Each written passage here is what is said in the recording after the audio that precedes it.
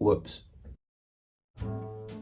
So yeah, it's been a little while, both in terms of devlog videos and actual game dev, and it's never very nice to open up Unity and have it sort of lambaste you for being crap at commitment, I suppose. And like in January, I said I was gonna change my approach slightly to do like an hour a day. Actually, I said this. I'm gonna completely flip the script and just do 1 hour per weekday of game dev on the game. And that never happened. I don't know why. It's just maybe that's not the way I'm built. So it's been hard to find the time to do game dev consistently. Work's been going well, and then I guess around that I don't know, I struggle to block out full days. But we are in July now, and July famously is a bit of a quiet month for freelancers, or it is for me anyway. And I found myself with like a solid like week or so to do some actual game dev, and I've actually done quite a lot of game dev, so I thought it would be nice to just sort of talk you through what I've been up to and the progress that I've made, because it's actually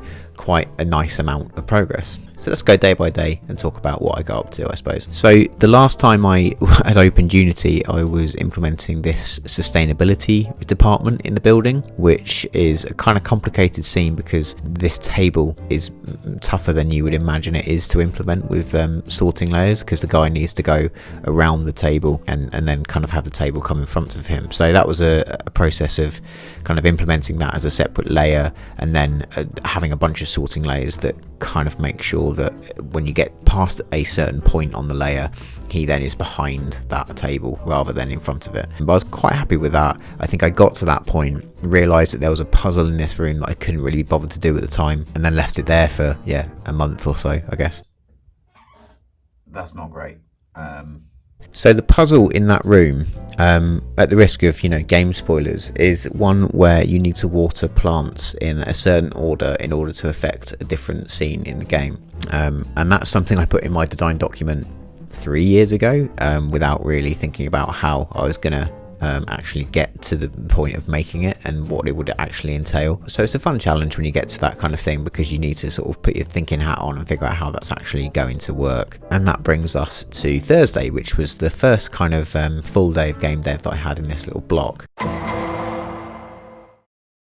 And there were a few tasks that I wanted to get done. So the first thing was to animate the character watering the plants. I do all my animations in Procreate. I have a bunch of kind of templates for the character, so that if he's facing any direction, needs to do any specific thing, I can just kind of duplicate that and then use that as a basis to start the animation. And in fact, for this one, I used the his grabbing animation as a basis, and then kind of put a cup of water in his hand in each frame until it got to the point where I then needed to like tilt it, which it didn't take me that long to do. And I put a nice little Kaiser Soze joke in there for absolutely nobody's benefit, because you can't even see it when it's in the game. Tell me every last detail. I work for Kaiser Soze. Anyway, I handled that. I put a little note on the table where the player had to read that and then go speak to an NPC in a different room. So I implemented that and then had to go back to that other room and add another conversation branch to that to sort of explain the puzzle, which is the watering puzzle. And then everything was sort of ready to make the puzzle itself. And the way this is set up in Adventure Creator is that it's an integer variable. And so what I did was, when you water the first plant that's the correct plant in the sequence, it adds one value to that integer variable. So it starts at 0, adds 1. Then when the next plant in the sequence is watered, it just checks whether the value is already 1, for example. So if it's gone from 0 to 1, and if it is 1, then it adds another one, and if it's not, it resets it back to 0, which is quite a kind of, I think, streamlined way of making that puzzle, because I don't have to set up action lists for the plants that aren't in the puzzle. It's only the correct ones that affect it. Sorry, just to interrupt him a minute, because he's being an idiot. You actually do use all of the plants as part of this puzzle. So if you're doing the right sequence, the integer will start at 0, become 1. Is it 1? Make it 2. If not, make it 0. Is it 2? Make it 3. If not, make it 0, etc. All of the other plants just make that integer 0, like if you water them. So it resets that effectively. Yeah, that's it. Anyway, I'll let him continue. So I just set that up and then add a little like bing kind of noise to denote that you're doing it right. I made a little text to speech robot that says you've done the thing. I don't really want to get into spoilers about what it is too much, but done the thing. And then yeah, that puzzle was complete. Following that, I just then had to go into the room that watering puzzle affects and set up an on-start variable to say, have you done the watering puzzle? And if you have, then you change the state of that room. And that was pretty much Thursday done. Friday was kind of a less interesting day. We had this sustainability scene. I had then 2 or 3 IT department scenes where I'd set up the main puzzles, but there was nothing else to interact with. So I spent that day kind of just adding all the hotspots and making all the dialogue for like, oh, if you interact with that, what does he say? To flesh out those rooms, which is kind of both a boring job but also quite an enjoyable job, because that's all the flavor text that makes the game what it is, I suppose. On Saturday and Sunday I didn't do any game dev because, you know, weekend. I like that fake Saturday that almost got me fired. And then on Monday I actually did have to do some paid work. Boo-hoo. But like got back to it again on Tuesday. And on Tuesday it was time to do a new NPC for this IT department, which is more, well, without spoilers again, one of the last NPCs that I have to create from scratch. And I was thrilled about that, to be honest, because that's the NPCs have been the part of the process that have been slowing me down the most, but just because I kind of dread doing it in case I do it badly. But anyway, yeah, I spent Tuesday drawing that NPC again in Procreate. The process here is that I do an outline, a rough sketch, then I do the final outline in sections. So each limb or upper limb, lower limb is a different layer. Color all that in, and then I have like a standardized asset version of that character that I can manipulate as an animated kind of puppet, if you like. The good thing with this character, perhaps because of laziness, was that I decided that they would more or less ignore the player or like continue what they were doing whilst talking, rather than all my other NPCs kind of stop and look at the player and, you know, interact more. This one's going to be a bit curt with you. Again, probably laziness on my part there, but yeah, decided that I would just kind of make the talking the same as the idle animation, and they were just going to be tapping on the keyboard, so not a lot of movement, which helped, and a lot of it was just kind of moving their fingers around on the keyboard, which didn't take all that long. That took us through to the end of Tuesday, and then on Wednesday I implemented that character and made all of the dialogue for them. So the process here is in Procreate, got to flatten all of those grouped layers so that you can export each individual PNG frame, bring them into Unity, compress them, and then you add one layer to the scene as set geometry. And then you run through the sort of Adventure Creator NPC wizard, which helps you set that up as an NPC with their various animations like idle and talk, for instance. So then I filled out the basic dialogue for that character. Again, you kind of create a conversation, go into the action list. If you tick override options, then it drops down all of the dialogue options you've written, and you can drag them out and fill them out in this big void, which I like to do it all in one place like that visually. I think that took most of the morning doing that, and in the afternoon I finished this pink note puzzle. So in this part of the game you are collecting these pink notes, and this one here, as per most of them, the NPC needed a favour. I'd already kind of coded in that favour, or built out the parameters for that. So then this became an interaction where it just checked the variable, have you done this, and then the NPC says cool, you can take that, and then you add it to your inventory. The last thing I then did on Wednesday was I wanted to animate the computer screen that the NPC works on. The artwork in this room isn't exactly final, because you can see, you know, these posters at the background are just blank. I think ultimately it would be quite nice to have a bunch of posters for other point and click games, specifically ones from the people in the Discord server for this channel. We'll get to that eventually, but for now it was just bugging me that the computer screen was a kind of blank thing that had the word animate written on it. So again, fired up Procreate, created a new layer over the top of that background with a bit of like green bloom, and just kind of animated some nonsense code stuff like being typed, and some weird stuff on the other screen. It's all meaningless obviously, but it kind of just adds a bit of life to that room. And it's interesting, a lot of these rooms, some of them have that kind of stuff, some of them don't but will, and it's kind of, it always surprises me which ones I can be bothered to do in the moment and which ones are like on my big come back to this list. But anyway, that took me to the end of the day, and that room was looking pretty good and more or less ticked off, you know. So on Thursday I then had got to a point where in this big second act of the game where you're collecting all 4 of these pink notes, I'd built out the logic for collecting all 4 pink notes, and so I had to then go back to the guy in the game who wants these pink notes and finish off the giving him the notes puzzle. So the logic I'd kind of set up for this already is, again, an integer where if you give him 1, the value goes up by 1, and then it just checks, have you given him 4? And if it does, then a little kind of cutscene happens, because obviously you can give these notes to him in any order. You're kind of going after these notes in any order you like, because it's kind of the broad big middle section of the game. And then I just had to make sure that he kind of said the right thing for the right note, because I duplicated the action list for all of them, and when I made a change on one, I had to go make a change on all the others. So it was a bit finicky, but finally that worked. Then towards the end of Thursday, with that puzzle working in theory, I just needed to make sure that then something happens, because again, I don't want to spoil it too much, but I made an animation for that NPC disappearing behind his cocktail bar to do something with those pink notes, because prior to that the whole interaction worked, but he just sort of stood there silently for a second. So I added in the thing that then happens. Again, I know this is a bit vague, but I don't want to spoil everything. And then that allowed access to a new scene in the game, and so the process for adding new scenes for me is always the same. I have the rough background, I need to export it into Procreate and add outlines to everything, because that's the style I've settled on, and I'm doing this in a arse about kind of way. Add these outlines, then export it back in and set up the room by duplicating an existing scene and just deleting everything and starting again with new art.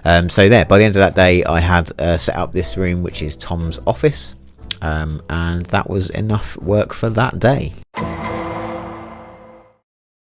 So Friday was another big animation day. I started out by setting up all the hotspots and interactions for the various bits and bobs around the office that are just the basic stuff. But then I got to a part that I was dreading, and I have been dreading for a long time, which actually turned out to be not that bad. So you arrive in this office through a secret passageway, and I like the idea of the character bursting out through this poster, and then I had to actually make that happen.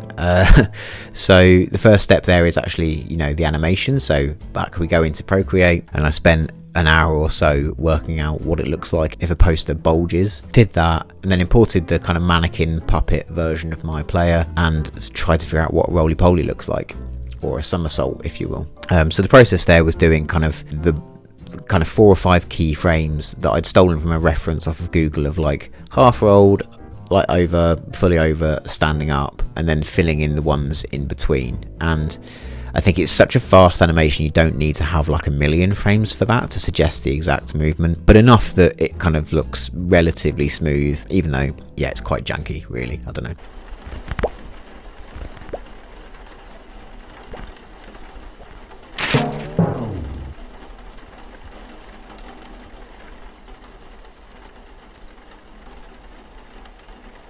The thing with this kind of animation is you only ever see it once.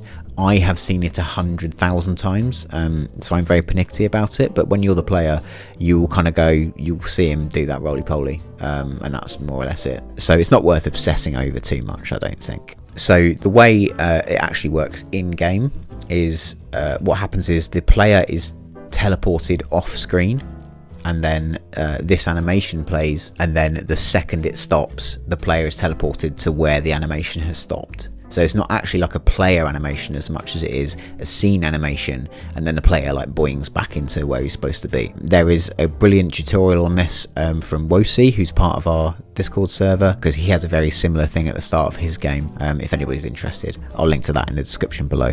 Anyway, with that forward roll done, that was the end of Friday.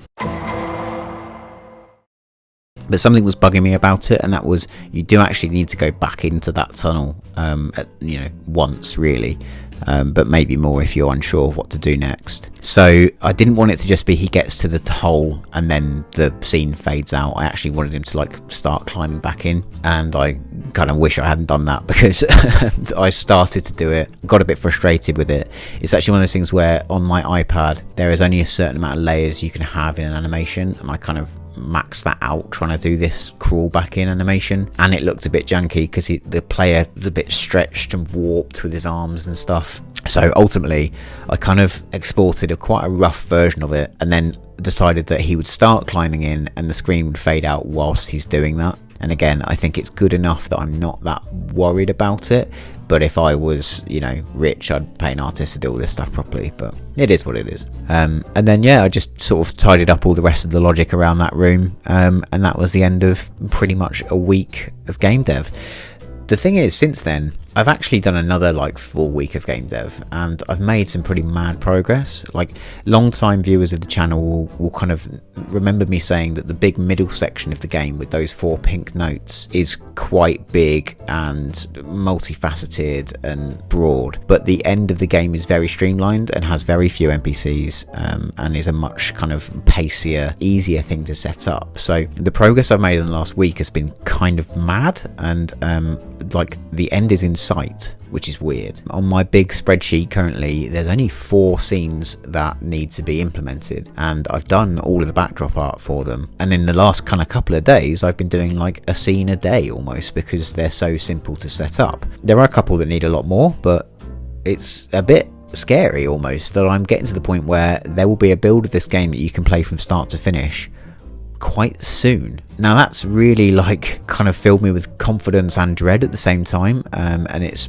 massively like spiked my enthusiasm for game dev, which is good. But yeah, it feels quite weird to be this close to the end. At the same time, it does sometimes feel like it will never end, because getting to a point where you can play this game from start to finish is just like one part of the pie, and it's a very multifaceted pie, right? I need to go back and polish everything, add animations, we're talking voiceover as well, we're talking, you know, music, sound effects and stuff that don't exist currently, all the other interactions with inventory items that don't currently exist, loads and loads of polish and loads of extra bits and bobs before you get into the whole thing of, okay, Steam, that needs achievements, I think, like at certain parts of the game. How do I do that? I need to create all of the key art for Steam. I need to set a Steam page up. I need to get the game tested so that it makes sense and doesn't break on your computer. So it does sometimes feel a bit overwhelming, but at the same time this has kind of been a bit of a massive month for me. I've cleared like a big mental block on it, and I feel like it's really getting somewhere now. I remember ages ago I did a video talking about the valley of despair, which is when you're in the middle of a project and it just feels like it's never going to end, and it stopped being fun and it's just hard work. I'm past that now. I'm getting towards the end. I'm getting towards what's called on the chart informed optimism. So yeah, there might be a game that like comes out next year, which if you'd have asked me that a month or so ago, I'd have said no way. But now it's like, yeah, there's a game forming here, and it's exciting. So yeah. So with that being the case, I guess what happens next is I'm going to push on with those final few scenes. I've set a deadline for myself of my birthday, which is in September. I'd like to be able to play the game from start to finish, and then between September and the end of the year, add all that polish. Then I'll worry about the 2 kinds of testing, I suppose. The is it fun and does it make sense testing, and then the does it break your computer testing. We'll cross that bridge then. And then I think lastly we'll talk about voice acting, because there's no point paying someone to, or paying lots of people to record lines if those lines are then going to change. So that's to come. But yeah, we've reached a pretty exciting part of the process. I never thought we'd get here, so God knows what you think, but thanks very much for watching. I will put another video like here or somewhere, and maybe I'll see you in another one soon. Bye.